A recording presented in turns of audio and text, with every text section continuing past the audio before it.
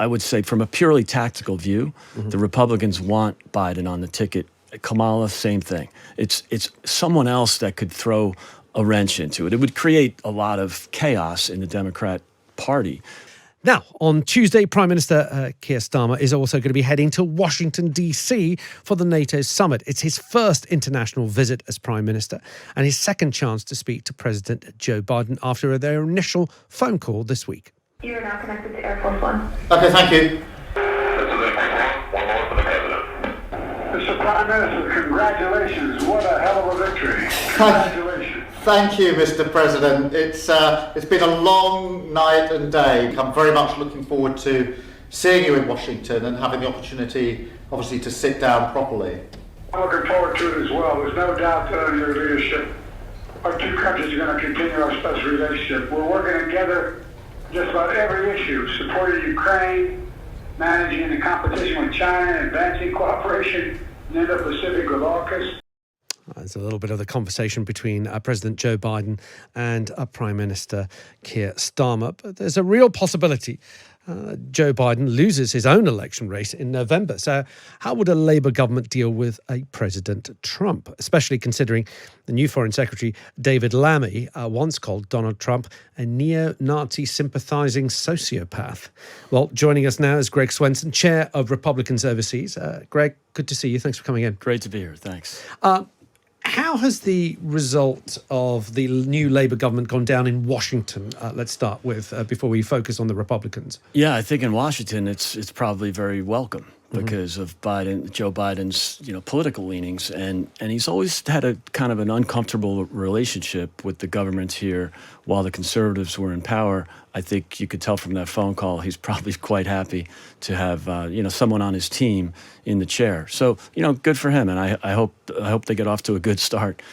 He's only got 6 months probably of a Democrat in the White House.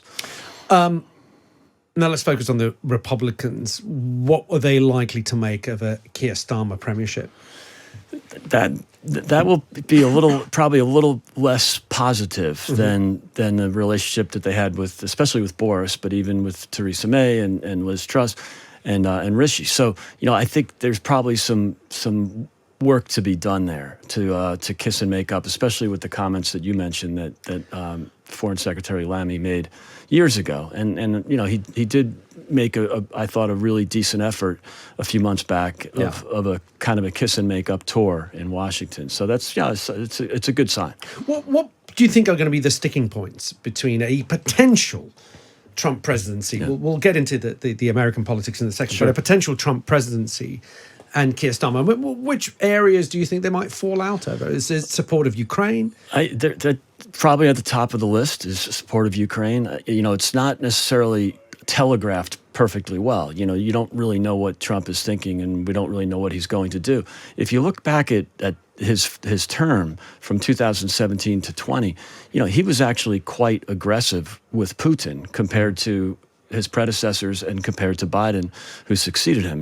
For example, the Obama and Biden administration had been sending non-lethal weapons to Ukraine. They were shipping them to a U.S. airbase in Poland and then transporting them by commercial truck because they didn't want to offend Putin in any way. And Trump came in and started sending Javelin missiles right to Kiev. So, and the Nord Stream 2, another great example. Trump put a moratorium and basically shut the Nord Stream 2 project down. The minute Biden got into office, he reversed that, and then of course reversed it again when Putin invaded Ukraine. But so mistakes have been made. Nobody's perfect, but I think Trump's focus on Ukraine has been much more constructive than maybe what he says. And that's where, he gets himself into trouble sometimes, is he says some things that might be alarming to the UK infrastructure who are much more pro-Ukraine. Okay. I mean, do you think that there would be issues over, for example, Keir Starmer was asked about the 2.5% commitment of GDP on defence spending, which is the sort of NATO membership rule. We know how Donald Trump feels about that. Keir Starmer said, look, that's what we're working towards, but we're not going to break our fiscal rules to do it immediately. Is that going to be a thorny issue? I don't think so. And there's a few reasons for that. One is, he at least is sticking with the commitment. Granted, it's, got a 2030 timeline on it. But, the UK is already spending more than most. Yeah. And so, they're kind of in the front of the pack with the US. But what I think you'll see is Trump returning to a more defense spending for the U.S. Biden has cut defense spending in real terms 3% 3 years in a row. That's down 9%. That's 4.5% of NATO, if you consider the U.S. as basically half of NATO defense spending. So that should be really worrisome to the UK and to the rest of NATO. And so I think that'll be a good sign. I don't know that there'll be a difference or a dispute on that. I think it's something that they will probably agree on. Yeah. But there might be other things. I think net zero will be at the top of the list. That's another big issue between them. Let's focus a little bit on the American politics. Of course, all the conversation is to do with Joe Biden and whether or not he'll be on the ticket. There was a sort of, I don't quite know whether it was a secret recording, but it was a recording, let's put it that way, of Donald Trump driving a golf buggy, saying, "Oh, I've done it. He's not going to be on the ticket. It's going to be Kamala." He used some unpleasant language, but he's sort of seems pretty confident that should he have to face Kamala Harris, that would be an easier ride for him.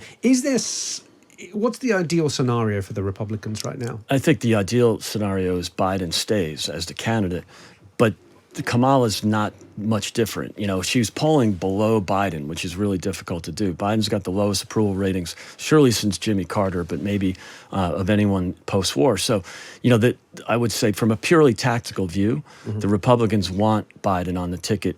Kamala, same thing.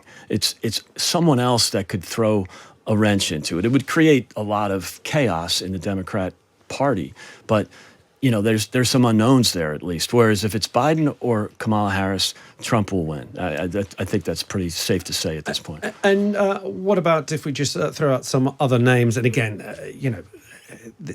none of this has happened. We heard from President Joe Biden that I think he said only God Almighty is going to be capable of changing his mind. But two names stick out: Gavin Newsom, governor of California, and Gretchen Whitmer, who's the governor of Michigan. How worried would President Trump be if either of those were going to be on the ticket? I think he'd be slightly more worried, but not that much. And you've seen an interesting development in Washington and in the states, that the governors like Newsom, Gretchen Whitmer, Josh Shapiro from Pennsylvania, they don't want to run, because they'll lose. And maybe they won't lose to the same degree that Biden or Kamala Harris would lose, but they would probably lose. So they don't want to be the one that kills the king, first of all. And secondly, they would rather save it for 2028. Because it looks right now that, in many ways, they're almost conceding the election. So I don't think that they want to run. I think it would be a mistake politically. It's very difficult to run for president or vice president and lose and then come back someday and win again. Nixon did it. The last time that happened was 1968. So I think it would be I think you'll see the governors supporting Biden, but the Congress are the ones that are calling for him to drop off the ticket, because they're the ones who have to run in November. They run every 2 years, at least in the House, every 6 years in the Senate. So I think the legislatures are getting really anxious about Biden, whereas the governors are rallying around him to a certain degree because they're saving it for 4 years. Greg, always good to see you. Thank you so much for joining us. Thanks for Greg having me. Swenson, the chair of Republicans Overseas.